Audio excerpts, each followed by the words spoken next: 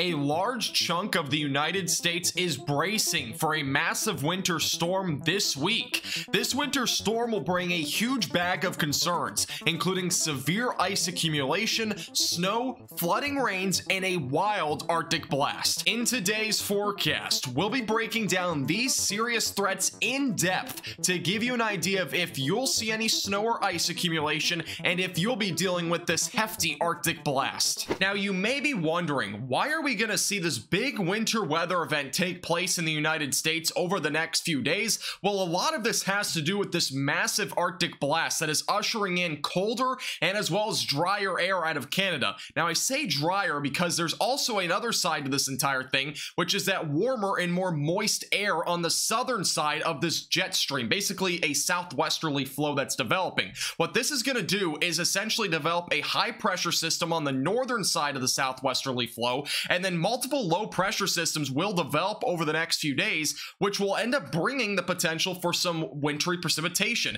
Primarily right along that southwesterly flow is where we'll have the best chance for some wintry precipitation in terms of freezing rain, sleet, and as well as even the potential for some snow. So going into Tuesday and Wednesday, that Arctic blast will still usher in some colder air, but overall this thing will primarily move off to the east, so all of that cold air is not going to really reach areas along the Gulf Coast, which is what we actually saw back in December, where that Arctic blast brought all that colder air into areas like the Gulf Coast. This will not be like that. Eventually going into Wednesday into Thursday, some more average type weather will return down into the southern half of the United States going into Wednesday and Thursday. Now, with all that crazy explanation, what does this actually mean in terms of precipitation? Well, going into Monday into Tuesday is when that high pressure system will be built in to areas like the Midwest. Back down into the southern half of the United States, that is where some of these low pressure systems will begin to develop, which will allow the potential for some freezing rain, which will accumulate ice down in areas like Texas, Oklahoma, and Arkansas.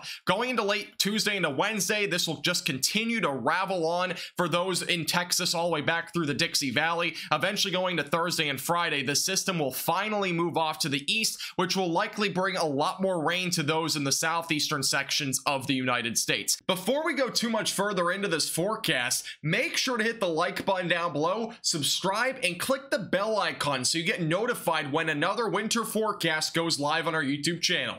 Now let's get right back to the forecast.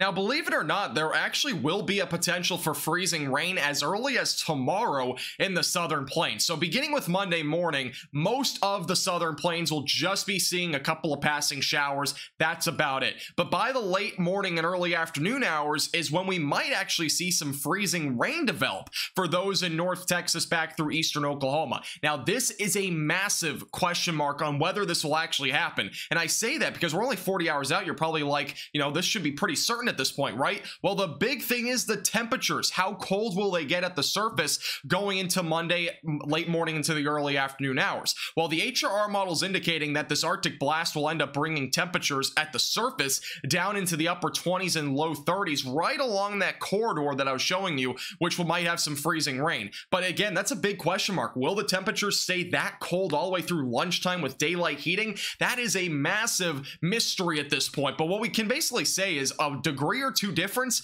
is going to make a massive difference in between freezing rain or just a cold rain. But I would be prepared for right now in case there is a little bit of freezing rain out there, because that could very well accumulate ice. And now if this scenario were to happen, the HRR model has been indicating that we could see upwards of a glaze to even 1/10 of an inch of ice. Now again, this is not a forecast, but this is a possibility on whether the surface temperatures are cold enough. But what we do know for a bit more certainty is what we're going to see going into Tuesday, because it does seem as if that will have a much better chance of freezing rain in the southern plains. So late Tuesday morning, there will be a potential for some freezing rain in northwestern North Texas, north central Texas, and as well as the southern sections of Oklahoma. By Tuesday afternoon into the evening hours, that system will start to impact areas back over in Arkansas, and then eventually we'll start to see more of a redevelopment of more freezing rain going into Wednesday. The threat will likely shift a bit further off to the west going into Wednesday as the temperatures and as well as the humidity will rise a little little bit further off to the north,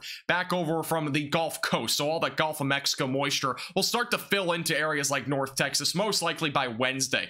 Late Wednesday into Thursday will be primarily just talking about rain. There may be some flurries or light snow on the backside of this low pressure system by late Thursday into Friday morning, and eventually going into Saturday, the entire southern plains will finally clear out. What does this mean for ice in terms of ice accumulation? Well, the current estimates from the European model have been showing upwards, and I know this sounds kind of crazy, but anywhere from just a glaze of ice all the way back up to even a half an inch of ice. Now, just for reference, if you watch my last couple of forecasts, the computer models are actually showing upwards of an inch of ice. That is why I always say that things will change as we get closer. That has certainly changed over the past few days. Now, in terms of rain accumulation over the next 7 days, there will be a ton of it for some areas, really from East Texas back through the Dixie Valley. Those areas could see upwards of 3 to 5 inches of rain, but otherwise for those in the southern plains, anywhere from like North Texas all the way back through Oklahoma, it'll range anywhere from about 1/10 of an inch of rain all the way back through a couple of inches of rain